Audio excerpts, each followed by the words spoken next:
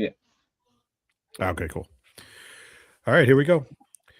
How you doing, everybody, and welcome to the Moffett on the Mic podcast. You can catch us, as always. Follow me on Instagram at Moff on the Mic and my Facebook page as well. You can catch the podcast on Spotify and anywhere else that Clem can find it.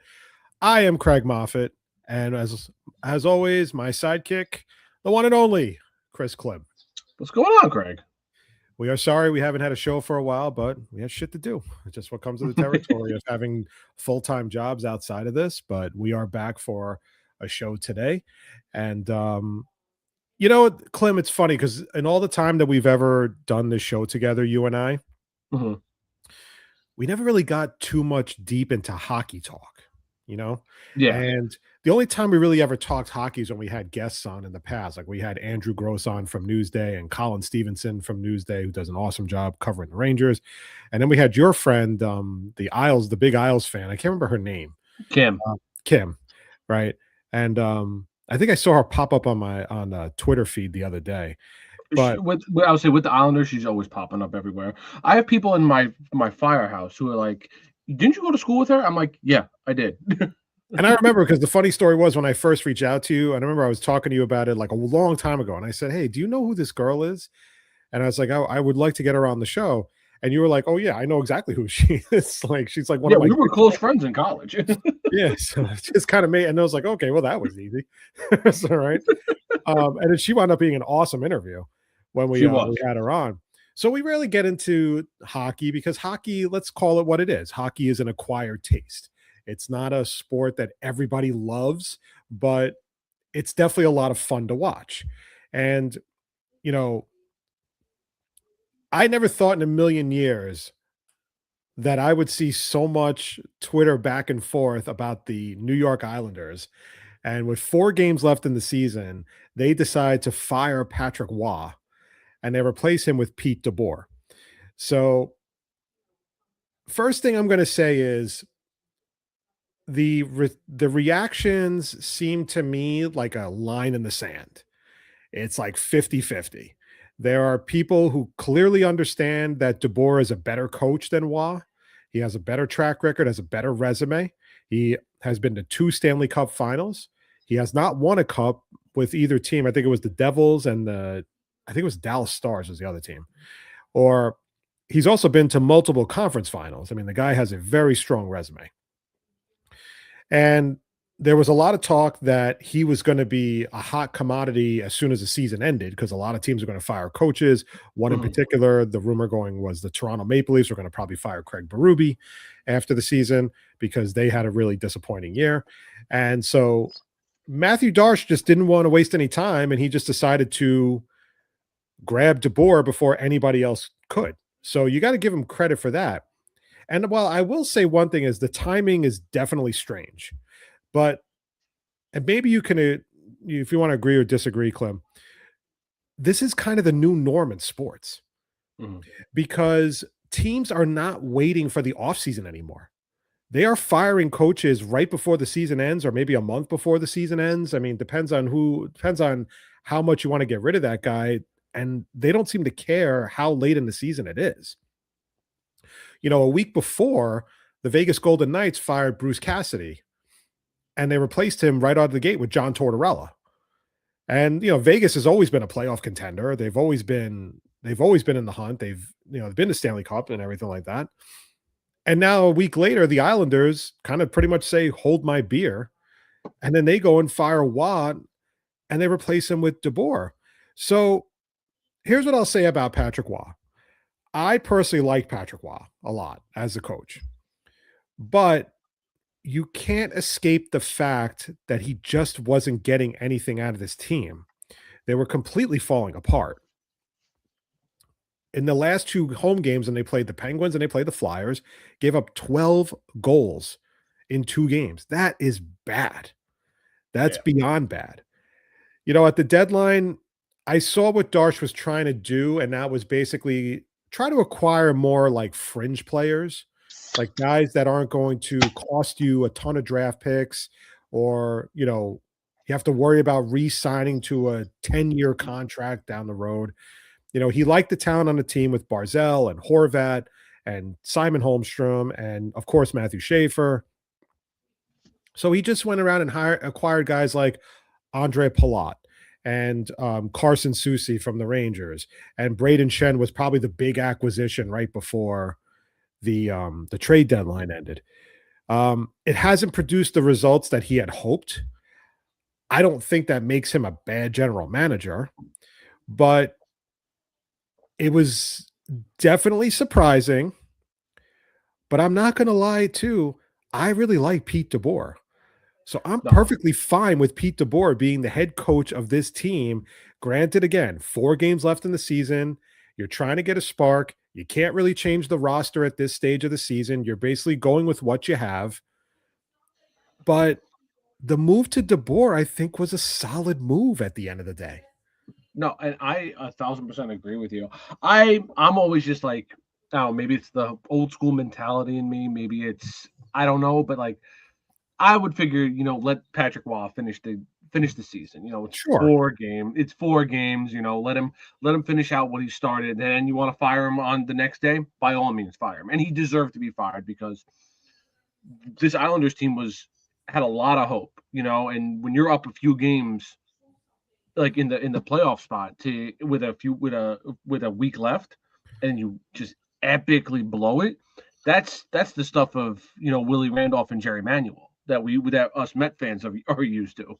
Yeah. It it it warranted a firing, well, by all means, and I think like maybe like I think people maybe like holding on to it just because it's Patrick Waugh, what arguably top 2 goalie of all time, and what he meant to this team, and like we've seen as Islander fans, Islander fans just love to cling on to what they have, and they did that with Patrick Waugh. And I don't blame him. Patrick Waugh's a great. Well, I thought he was a good coach, but you bring in a guy like DeBoer, who's been to the playoffs, who's been there multiple times with multiple different teams. This is an experienced coach who this team needs. This is a very young team who needs a guy like DeBoer in here to lead them into the playoffs next year, hopefully.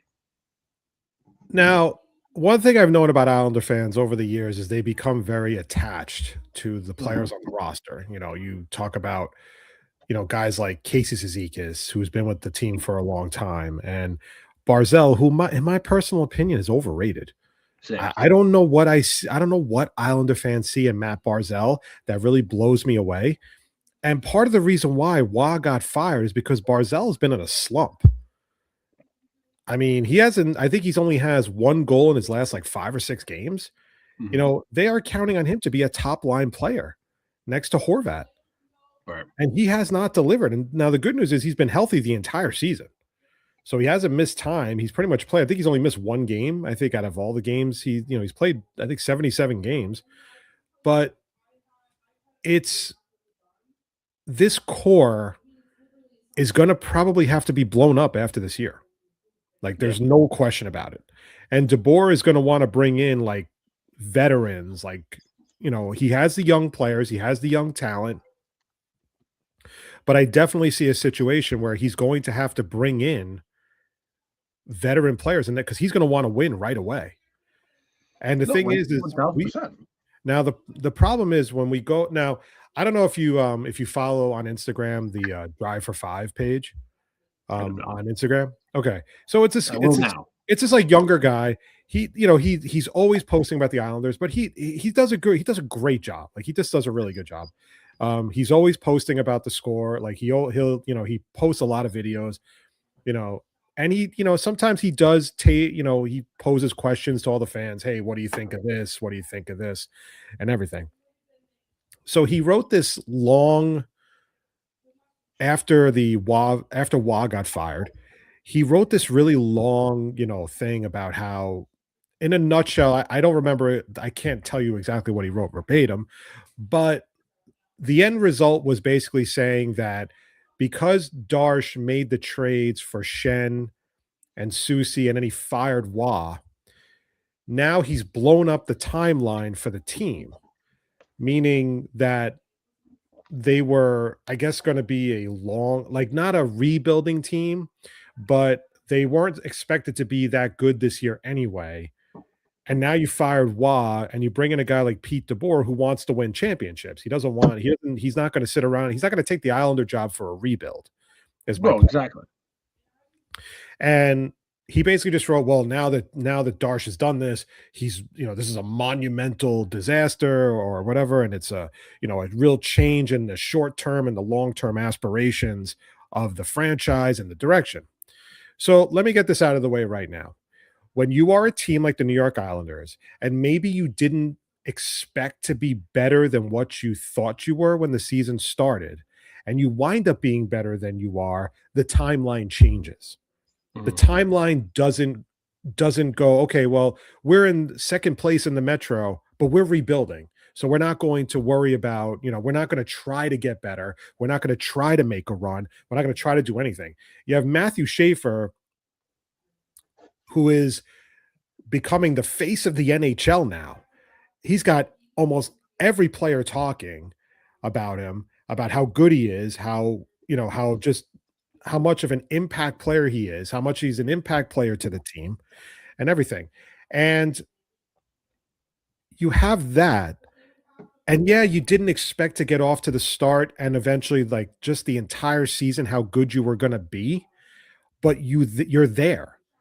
And the thing is, my attitude towards that, and I wrote him back on there. He didn't respond to my message. But the point I was trying to make was the timeline changes if the team is doing well. And if you're going to sit on your Instagram page and post about how great Matthew Schaefer is and post a picture of Matthew Darsh with sunglasses on because he made a trade that like is really good.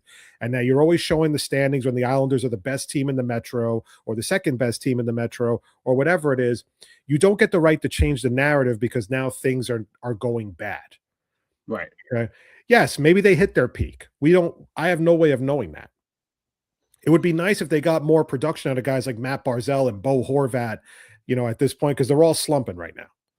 Well, I was gonna say, I mean, up until this last like 2 weeks of the season, Bo Horvat had a really good season coming into this, and like you said, like the timeline has changed because you're seeing a lot of these young guys like Schaefer, like Heineman, like Simeon Holstrom, and the guy Pajot had a good season. They all had great seasons, which was able to put the Islanders in the position that they were. And then you have guys like Atkinson and Eklund and Iserman, who are all prospects going to be on this roster probably within the next year or two. They're going to And that's what expect I a lot mean. out of You're these right. guys. So, and So like you said, they're going to want some good veterans in here to take this team forward, especially with a coach like DeBoer here now. and the thing is, they do have a young nucleus in Mhm. place. Now they don't have a first round pick after this year because they traded away for Shen. But the thing is you have to give Darsh time. And again, it speaks to the Twitter fan base, which I can't stand because they don't give anybody any time. As far as they're concerned, if you don't win a cup within a year, you're a shitty general manager and it's time to move on, get rid of them. Yeah. Darsh made a few trades. They didn't really work out. I don't think it's anything to really go crazy about. Okay. But those guys are not entirely the reason why the team is doing poorly. I mean, the fact is, there was talk about the players who were tuning out Patrick Waugh, and there was the fact that they weren't getting top notch production out of some of their best players. And Sorokin was struggling because he's playing so much. Mhm. And to sit there now and say, look, it's a very awkward situation to fire a coach 4 games left in the season. It's a really weird situation, but you have to find a spark. The team is not responding. Maybe they respond to Pete DeBoer because Pete DeBoer, they know the type of a coach he is. And I think this was the only thing that Darsh could do at this point because there was literally nothing he can do from a player perspective. He can't go out and make a trade now. He can't go out and sign a free agent now. Right. So he's going to change the coach. Whether it's the right decision remains to be seen. I mean, the Islanders have dug themselves a big hole. They've dug themselves where they basically have to win out or win 3 of their last 4. It's not easy. They have to play Toronto tomorrow, and I know Toronto has had a bad season. Doesn't mean they can't beat the Islanders tomorrow night. They have to play Montreal, who they always play bad against. Mhm. They have to play Ottawa in the afternoon, and the Islanders are an awful afternoon team. And then they close out their season against Carolina at home. So the only saving grace to the last 4 games is they're all at home. There's no more away games the rest of the way. But now becomes the pressure is on. And they're going to have to rise to the occasion at this point if they want to get to the playoffs. You may have to win all 4 in a row just to ensure yourself a shot. Maybe 3 out of 4 ain't going to work. But what was clear as day was that Patrick Waugh, as much as I loved him and as much as I thought he was a good coach, something wasn't working. The Islanders were losing games that they shouldn't have been losing. The Islanders were losing, getting destroyed, having a complete meltdown after taking a 3-1 lead over Pittsburgh, and they lose 8-3. Right. And then they pull a complete no-show against the Flyers. And now the Flyers are making a run. And now they're, I think, in the last wild card spot. Exactly. And again, correct, we've seen it timeless times as Mets fans. We've seen it where you have a lead in the playoffs, and then you all of a sudden something's not clicking right, and it all falls apart. And that's what we saw right here with the Islanders now, where we have to win these next 4 games against extremely tough teams, and it put our backs against the wall. That okay, now we have to go out and win these games against tough teams. But the truth is also, Clem, is the core is not working anymore. It's not working. And I love Horvat. Like I said, I'm not the biggest Barzal guy. I know Islander fans love him and worship him. I don't think he's as good as advertised. And I hear the same tired excuses every time about Barzal. Well, he doesn't have somebody playing on his right or whatever. He doesn't have a stronger right wing or whatever it is. I hear the same crappy excuses all the time. Barzal is just simply not a consistent player. I know he's more of a table setter than a goal scorer, but he's just not a consistent enough player. Craig, me and you have said that about Barzal for a long time. We've said that about him. Me and you both agreed that he's good, but not what we're expecting out of him. Me and you have said this for. I don't think he's as good as the other players. Horvat's a much better player. I think Horvat is Horvat was probably one of the biggest steals the Islanders have made in the trade, because they gave up Beauvillier, who wasn't really that good, who's more of a journeyman at this point. You know, the other kid they had, Rati, I think is his name, if I pronounce it correctly. He was like their top prospect at the time when the Islanders didn't have any prospects in their farm system. He's flamed out. He hasn't really been much of anything. And Horvat is putting up consistent numbers. So, I mean, they have a young nucleus for DeBoer to work with, but you do have to bring in some veteran guys. And the veteran guys that they currently have on the roster, to me, are not consistently good scorers. I'm a big fan of Anthony Duclair. I love Anthony Duclair, but he's not a consistent scorer. He's not a guy that you can expect to light the lamp all the time, in any game. I mean, Kyle Palmieri, even when they did have him, I know he was hurt and he was lost for the season, but even Kyle Palmieri was, in my opinion, he's just an older, again, not like an elite scorer. They haven't had that elite scorer since Tavares. That's probably the last time I've seen an elite scorer on the Islanders. And the thing is, they got to get someone. I just don't. There's no way this nucleus is going, and Darsh knows that. So he's gonna probably. I don't know. I wouldn't go as far as saying blow it up. I highly doubt that.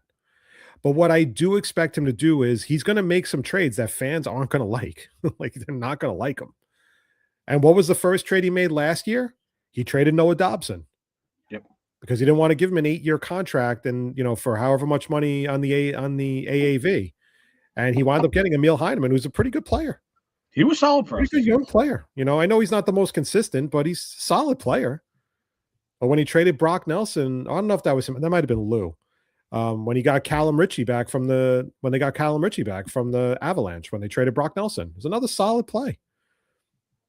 So the Islanders are desperate. We can all agree on that. They have 4 games left in the season. They have to win out. They don't have a choice.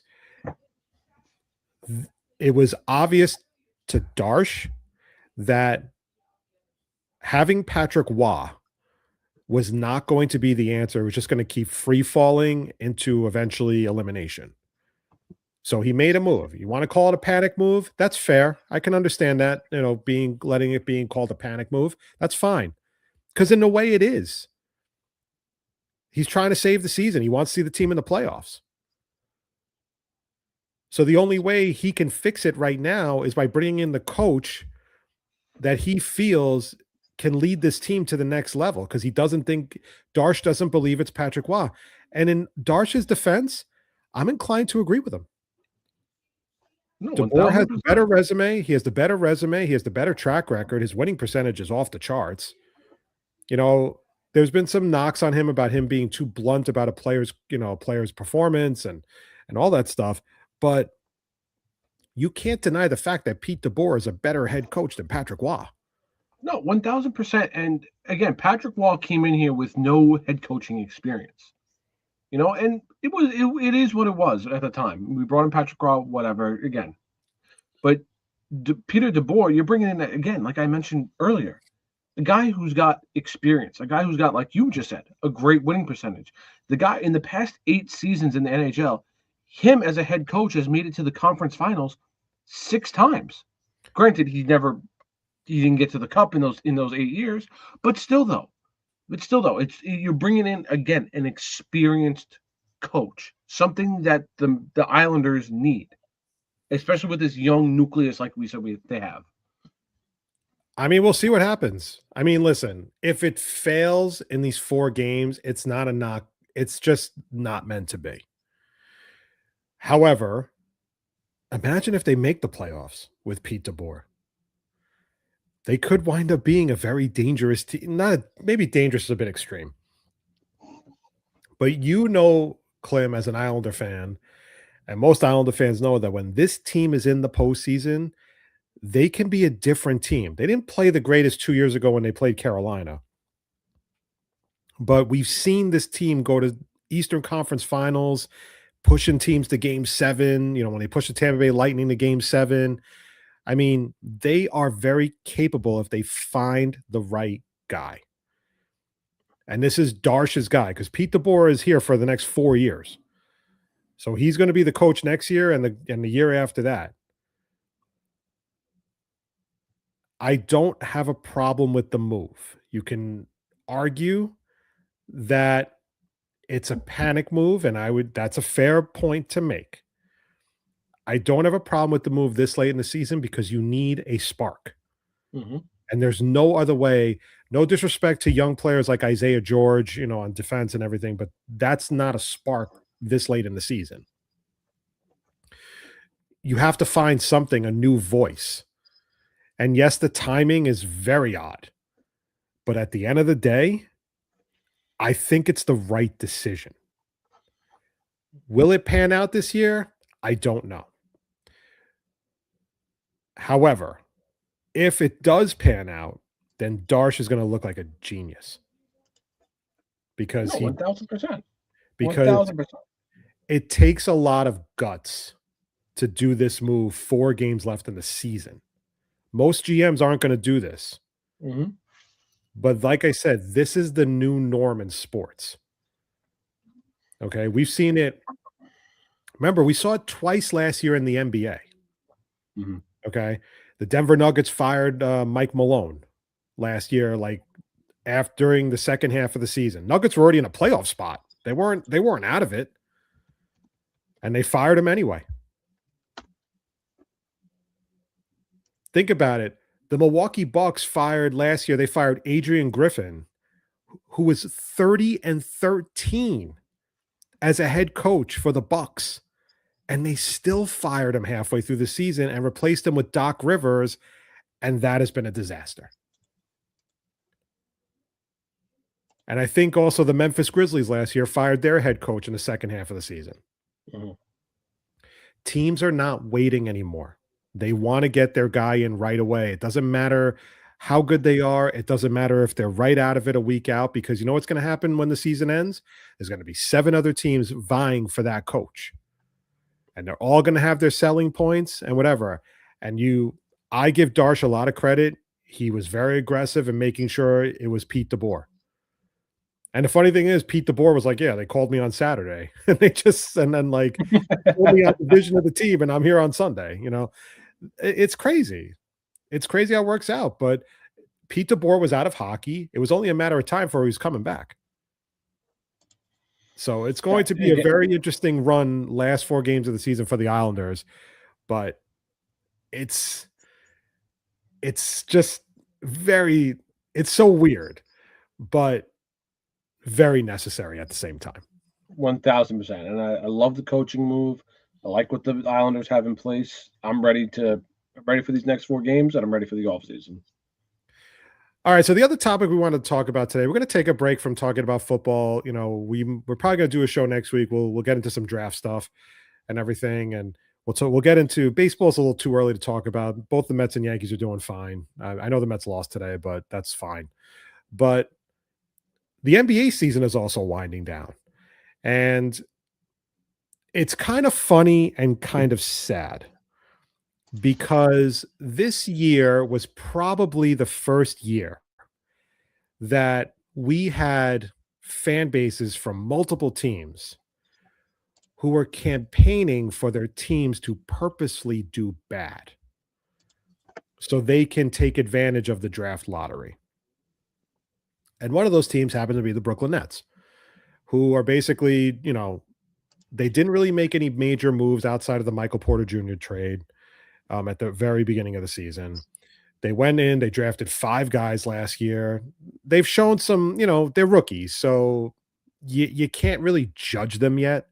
Right. But guys like, Yegor Doman was actually pretty good until he got hurt and was out for the season. They just shut him down for the season. Nolan Trory has potential to be really good. He's very fast. He's tremendous athleticism. He's, all this playing time has definitely helped.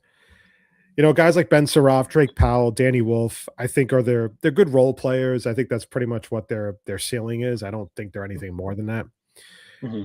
But now you have a situation where in this draft coming up in June is the draft of AJ DeBansa, Cam Boozer, and Darren Peterson, right?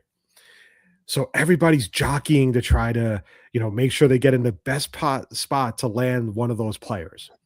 Now, the same thing happened last year, remember, when it was the Cooper Flag draft. Mm-hmm. It was Cooper Flag, Ace Bailey, and what's the guy's name? VJ Edgecombe. Okay. And all the teams were rallying. The Washington Wizards were just doing terrible on purpose, right? All the other teams doing terrible on purpose. The Washington Wizards had the worst record in the NBA last year, and I think they got the 5th pick in the draft. Yeah. After all that was said and done. The Brooklyn Nets were like somewhere around, I think, 4th or 5th worst pick, and they wound up getting 8. But therein lies the problem, Clem. And that is, we're getting to the point now where the NBA is already unwatchable. The players are pretty much running the league. The players are determining where they want to be traded to. They're not interested in going to bad teams to try to make them better. It's like, I hate to use the term inmates running the asylum, but facts are facts. That's it. GMs feel more like a figurehead than an actual person making moves to really help a team. Right. I'll even do you one better. Rarely do I ever agree with Stephen A. Smith, but I will agree with him on this. Seeing how disappointing Mikal Bridges is this year with the Knicks, mm-hmm. After a game, I can't remember what game it was. I think when they played Golden State, and Golden State weren't even playing Steph Curry. They weren't playing any of their good players, and the Knicks almost lost to them. They needed like a comeback to beat them, right? And Mikal Bridges had a bad game, and Stephen A. said it, and I didn't think he had the balls to say it, but he did say it. And Knicks fans don't want to hear this because, it has to do with their boy, Jalen Brunson. And that is that he said that the Mikal Bridges trade is the fault of Jalen Brunson. And he's not wrong, because You're trying to bring one of your Villanova guys over to the Knicks. Now, look, in Brunson's defense, he's a very good teammate. He definitely is very, he's not a guy, he doesn't come off as a me first player. He took a major discount to stay with the Knicks so they can use that money to go improve the team. So I give him all the credit in the world. But this is one of those times where I'm going to say that they're not wrong. Brunson played a role in getting Mikal Bridges to New York. Mm-hmm. Almost makes me wonder if Brunson played a role in getting Dante DiVincenzo out of New York, because that's what brought in Karl Anthony Towns. But here's the problem. I'm kind of going off course a little bit. The problem I'm having right now is we are literally watching a league that not only is run by the players and not necessarily by the general manager or the owner, but now we have a situation where bad teams are literally going out of their way to humiliate themselves every night on the basketball court for the sole purpose of a freaking lottery ticket. Mm-hmm. Because that's what a lottery is. A lottery doesn't guarantee you anything. A lottery doesn't guarantee you a player. You can give me all the odds all you want. You can go into the analytics and say, oh yeah, well, they have this percentage odds to get the number one overall pick. I am saying this, and I know I'm right, and I can't prove it, and I'd never be able to prove it, but I know I'm right. The draft lottery is rigged. 1,000% it's rigged. Because I'm looking at the numbers right now from last year. Okay, the Mavericks had a 39-43 record, and they ended up with a 1.8% chance at getting the first overall pick last year. And now hold on. What was the other thing that happened last year right before the draft? They traded away Luka. And the GM got eviscerated for that trade. Yeah. Mm-hmm. Eviscerated. No one understood why he would trade Luka in his prime. No one, not one person understood the trade. I didn't understand it either. It's almost like a mea culpa. Okay, you traded away Luka, you screwed up, but now we're going to give you Cooper Flagg. Yep. If a team with a 1.8% chance of winning the lottery can win the lottery, tanking is completely pointless. Mm-hmm. It is completely pointless. It is 1,000,000% pointless. I hate it, and I'm a Nets fan, and I don't want to see them tank. I want to see them win games. I don't give a shit about AJ DeBanza. Yeah, I'm sure he's a great player. But here's my question to the Brooklyn Nets fans.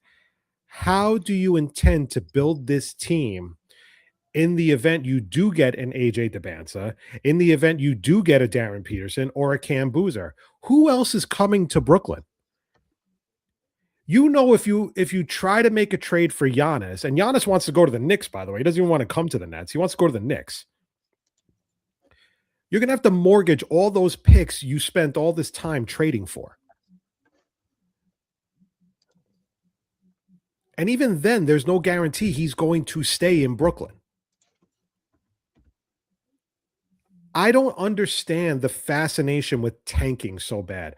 I don't understand why you are excited as a fan to lose games. Look at last night. Perfect example of what I'm talking about. The Nets benched literally all their starters. Didn't even have them dressed for the game. Mm-hmm. And the Milwaukee Bucks did the same exact thing. The Nets wound up winning the game because they literally had a career night from a player named E.J. Liddell. He was been on the Long Island Nets. He's a good shooter. But imagine that. Imagine going to that game and watching two teams literally humiliate themselves trying to lose a game. And now the Net fans have issues with Jordi Fernandez because Jordi Fernandez wants to coach. If you're all hell-bent on tanking so bad, you should have just kept Jacques Vaughn there. Right. And that's the problem now the NBA has to deal with. The NBA has to deal with teams purposely doing bad. Washington is purposely doing bad so they can keep their protected first-round pick that would have gone to the Knicks. Same thing with Indiana. Same thing with Milwaukee. I mean, just forfeit the season if you're that hell bent on keeping the pick or trying to get your pick at this point. That's the only way you're going to guarantee yourself a crappy pick. Right. No, you're absolutely right. And just to circle back to the NBA lottery being rigged, I was just because it reminded me of when LeBron came back to Cleveland, and Cleveland so happened to have the first pick in the NBA draft that year. With I think it was like a crazy percentage too. I think it was. Let me just. That the Kyrie Irving draft? Yes. No. That was the Yeah. No, Kyrie Irving was like the year after LeBron left. It was when LeBron came back. They drafted Andrew Wiggins, but they ended up trading Andrew Wiggins like the next day for Kevin Love. I mean, it's just, but like, think about the Spurs who wound up with Wembayama 2 years ago. Yeah. And then last year they get Dylan Harper with the number 2 overall pick. Or even like when the what was it, a few years ago with the Warriors, and because Steph Curry got hurt and Klay Thompson got hurt, and they were like, well, I guess we'll just go for the first overall pick, and ended up picking Jordan Wiseman. And I mean, granted, he was terrible. He's not good, but again, they tanked to get the first overall pick. But this is a horrible look for the NBA. It's bad enough now you have teams who are purposely benching starters to give them, what do they call it? Maintenance or something like that. It's like it's like an off day. If I'm paying big money to go to Madison Square Garden to see Knicks Warriors, I want to see, not only do I want to see my guys play, and this is one thing I'll always respect about the Knicks. The Knicks don't buy into that bullshit. The Knicks play Brunson, they play Towns, they play Bridges, they play them every night. They give them plenty of minutes. You have the Warriors in that game benching Steph Curry. Didn't play him. He was fine. He just didn't play. Now imagine hemorrhaging the kind of money you hemorrhaged for tickets because you were dying to see Steph Curry play, and he's sitting on the sideline for no reason whatsoever. Yeah, exactly. It's happening every team. Every team is doing it. And it's making the game unwatchable. And now you have a group of teams who are purposely losing games in the hope that they get the star player in the draft. I mean, it's a little different with the NFL because the NFL, it takes time to build like a 53-man roster. Okay. Most of the guys that come out, or maybe some of them are a little raw, especially with at the quarterback position, the most important position. So it doesn't come off as tanking unless you're literally benching the number 1 overall pick for a third string UDFA. Then we can understand it. But it's gotten so bad, and these teams have to go out of their way to basically humiliate themselves for literally no guarantee. Mm-hmm. There's no guarantee of anything. And if you think there is a guarantee, look at last year. Washington Wizards had the most odds to get the number 1 pick. A guy like Cooper Flagg in Washington would have sold tickets, would have easily sold out that arena. And you gave him to the freaking Mavericks. Mm-hmm. Because they had Kyrie Irving and they had whoever else was on that roster. Well, not like I'm like looking at I'm just like re-looking at it like right now. Like even like the Spurs had the 2nd overall pick and they went with Dylan Harper. The Spurs had a 6.3% chance to get the 2nd overall pick. So now you just paired the 2nd overall draft pick with Dylan Harper, who's a great player. Great player. There's nothing against Dylan Harper, but now you're pairing him with Wembayama. I mean, come on. But you see what I mean? It's the Mavericks and the Spurs. And the Spurs were not in that vicinity of the worst team in the NBA. The Pelicans didn't even get a good pick. Same thing with the Wizards. Same thing with the Brooklyn Nets. I mean, like, I can't believe this is what's happening in the NBA. And then fans are losing their minds on Twitter when their team wins a game. And not in a good way, by the way. In a bad way. They're losing their shit.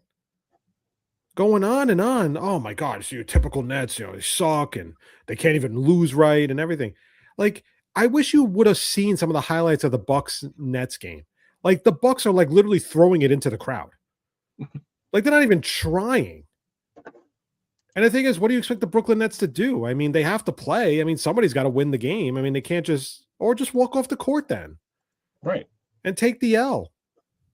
But something tells me that these teams aren't going to, if you keep doing it and you're making it blatantly obvious that you're not trying to win, that is a bad look for the NBA. How do you expect to sell season tickets if you're like a Wizards guy?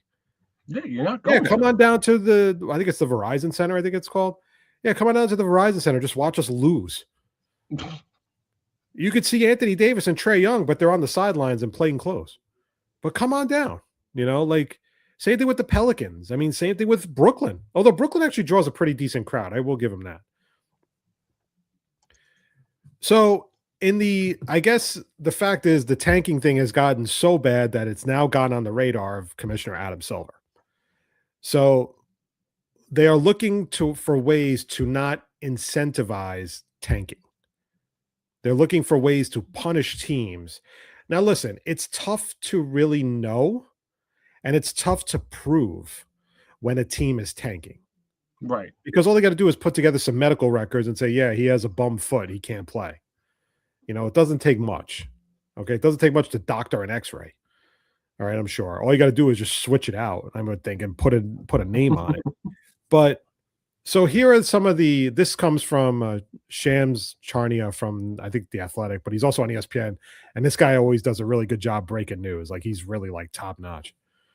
So he wrote on Twitter, NBA Board of Governors will meet on May 28th to vote on anti-tanking draft lottery reform.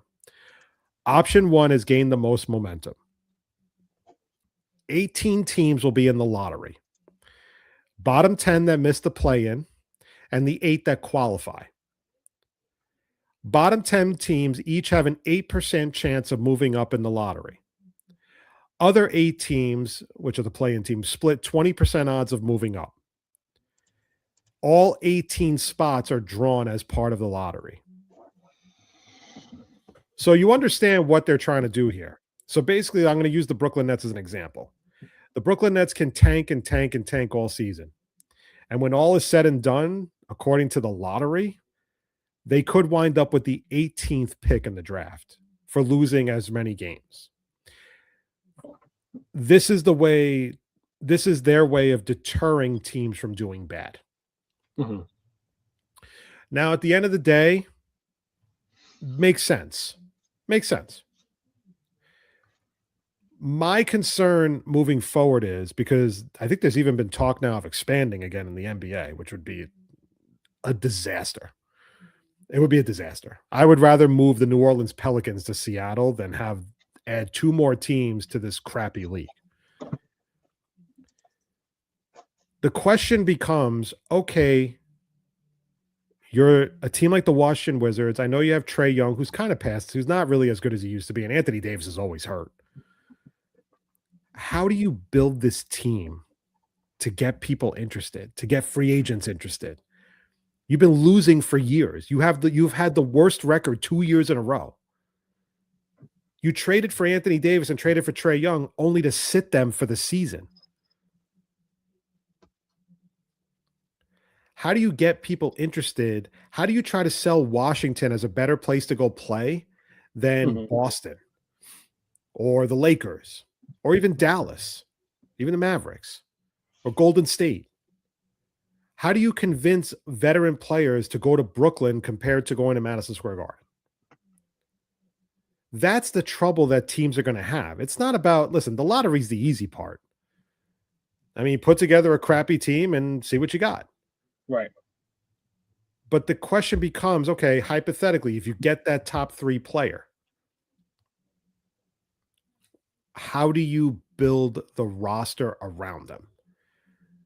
And how does the style work? So for the Brooklyn Nets, if they wind up with one of those 3 players, what's the next move going to be? Pivoting to Giannis? Pivoting to Zion Williamson? I mean, who is out there that you're going to pair with one of these players? Right, because you got to. Because you can, it's easy to build a team around Carlos Boozer or Darren Peterson or AJ DeBansta. But again, you got to sell these veterans on. It's like, hey, we got Michael Porter Jr. in here. He had a great season. We got Boozer in here, highly touted rookie. You bring you in here, you bring this other guy in here. All right, maybe they have to become salesmen at that point. They have to show we've seen the Nets be good salesmen because they at one point, if we all forget, had James Harden, Kevin Durant, and Kyrie Irving here. However that happened, they sold him on Brooklyn over the Nets. Over the Knicks, excuse me. So now you have to try and do the same exact thing with whatever impending free agents or whatever trades you want to go out and do. Like, hey, look, Giannis, come over to Brooklyn. You'll like it here. Whatever it has to be, they have to become salesmen. And it becomes a tough part because, again, you've watched Eric. You're a player like AJ DeBanson. You've watched the Brooklyn Nets lose for the last 3 years. They haven't been a good team. They get their ass kicked almost every night. Mm-hmm. Why would you want to come here? Did you see the look on Ace? What's his name's face when he got drafted by Utah? Was it Ace Bailey? Not happy. He was miserable. Or the guy who got drafted by Toronto. I forgot his name. I can't remember off the top of my head. If you want to look it up from the 25 draft, I think he was 9th overall. He literally said he dropped the F-bomb when he found out he got drafted by Toronto. Yeah, Colin Murray Boyles.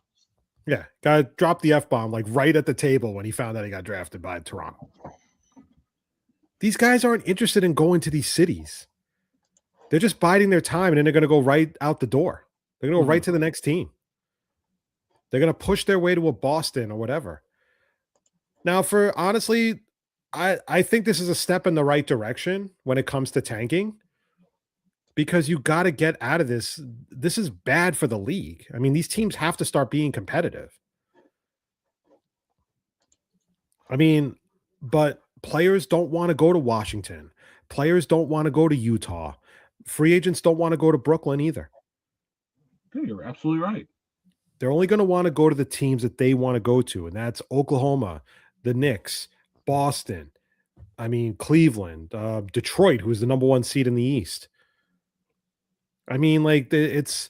That's really what always happens. The minute these guys want to get traded, they're just pushing their way to another team. It was like when Kevin Durant wanted to get traded, he pushed his way to Phoenix.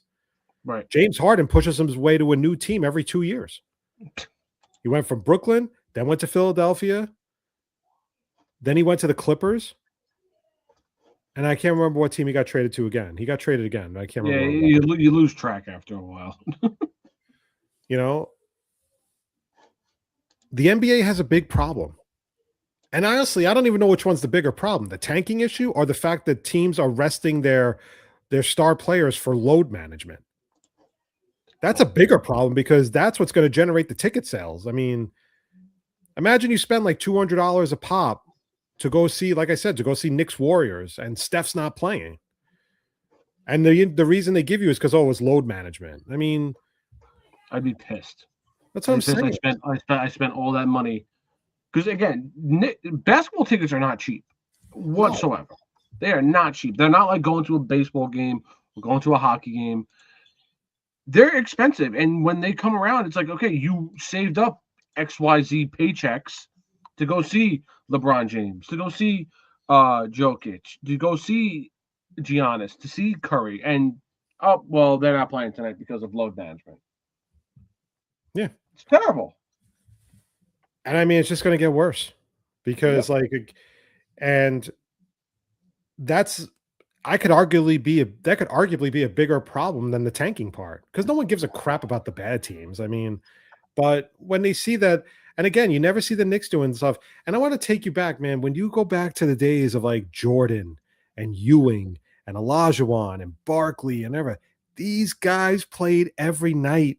They hated each other. They wanted to get on the court, and they hated each other, these guys. On the court, it was as physical as you could get. Mm-hmm. Never did you see the day that Phil Jackson ever benched Michael Jordan for load management, the Bulls fans would lose their minds. I think even Michael Jordan would laugh in Phil Jackson's face. Hey, Mike. Yeah. You've been working too hard lately. We got to rest you. What? Patrick Ewing used to wear like 8 pounds of tape around his knees, right? He'd make sure he wore 10 pounds of tape just to play. Like, he's not giving that up. It's such a difference back in the day, how those rivalries were rivalries, man. Those guys hated each other. The Knicks Mm-hmm. Pacers rivalry, they hated Reggie Miller. And Reggie Miller loved every minute of that. Everybody hated Michael Jordan because he was the best player in basketball. It's crazy. It is so crazy. Like, back in the day, like the night and day difference. And watch, if you were not born during that time, if you were maybe too young to remember that time, I'm sure there's plenty of YouTube videos where you can see every night those guys played physical basketball, always in each other's face, always taunting each other by all means necessary. It was insane. The NBA has a big problem. They have to do something about it because, like I said, it is unwatchable at this point. It's the same teams. And like, I'll segue to the Knicks really quickly. The Knicks are a team that they're a solid team. They're a very good team. I think they were better under Tibbs than they are under Mike Brown. Mm-hmm. But they are taking advantage of the fact that they play in a very weak conference. The East is not a very strong conference. There's a lot of teams with losing records, and a lot of the teams at the bottom are mediocre. And the Knicks struggle against some of these bad teams. It doesn't bode well for you when you have to play Boston in a best of 7 or Detroit in a best of 7. And you would think that the Knicks, in my opinion, are no better than they were last year. I think they're literally the same exact team. They are. They are literally the same team with the same roster. They're not any better than they were last year. Even, I could argue they were better under Tibbs than they are under Mike Brown. But the NBA has a big problem, and it needs to fix it right away because you have to start getting these bad teams. They have to start playing better. Maybe you have to do a salary cap floor. A team has to spend this certain amount of money. Maybe they do that already, and I'm just not familiar with it. But maybe they need a salary cap floor. Hey, you got to spend this amount of money, or raise that floor if there is one. You got to start spending money. I mean, you got to start bringing in guys to come in here and play. It just makes it it's unwatchable. It's absolutely unwatchable after a while. Like, I personally don't like. Well, as you, I'm a WNBA fan. I like watching the WNBA more than I like watching the NBA. But, well, the WNBA has gotten better because of players like Caitlin Clark, players like Sabrina Ionescu. You can even go as far as saying Angel Reese. But it's at the point now with basketball where, like, you're a Knicks fan, it's like, oh, they're playing the Wizards. Like, they're going to win by 40. Yeah. It's like, it's not fun game to watch. When they're these like mediocre teams. Right. And half the teams are mediocre. But they got to fix it. It's just getting bad. And the thing is, it's embarrassing. Like, I'm a Nets fan and I want to see my team win. I want to see Jordy Fernandez coach. I want to see Jordy Fernandez coach his ass off with these young guys and let these guys just play and do their thing. And now it's like we can't let him do that because we're too afraid to not get the top 3 pick in the draft. I mean, the fact that we're getting, like I said, and I'll just end it on this, the fact that fans are at the point where they are rooting for their team to do bad is exactly what's wrong with fandom right now and just in sports in general. Right. If you're a Nets fan, you want to see them win games. If you're a Mets fan, you want to see your team win a game every night. Even if they're not.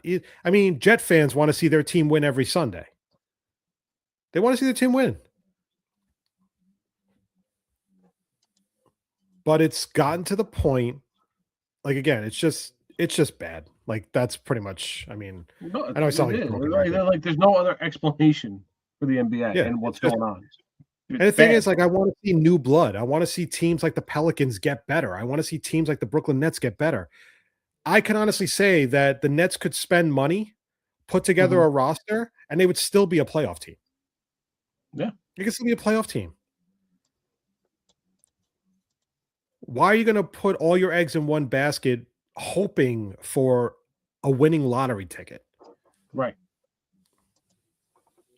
I mean, I think that the lottery was meant to well, the idea was to to prohibit teams from tanking. It's only encouraging teams to tanking than anything before. So, all right, Clem, before we get out of here, you got anything? Anything else? Um, yeah, we'll stay on the topic of just like we I just mentioned, the WNBA. Angel Reese traded to the Atlanta Dream. I mean, I don't know how much you know about the WNBA or how invested you are, but the Atlanta Dream just got good.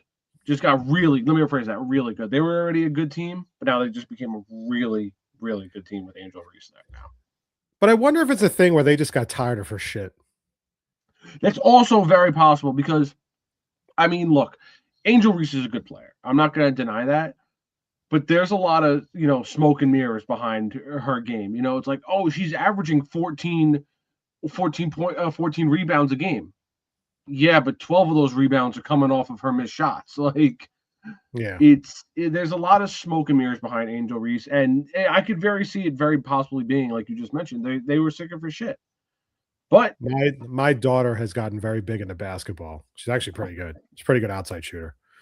And she's like, I'm going to try my best to take her to see the Liberty play the Fever so she can see Caitlin Clark.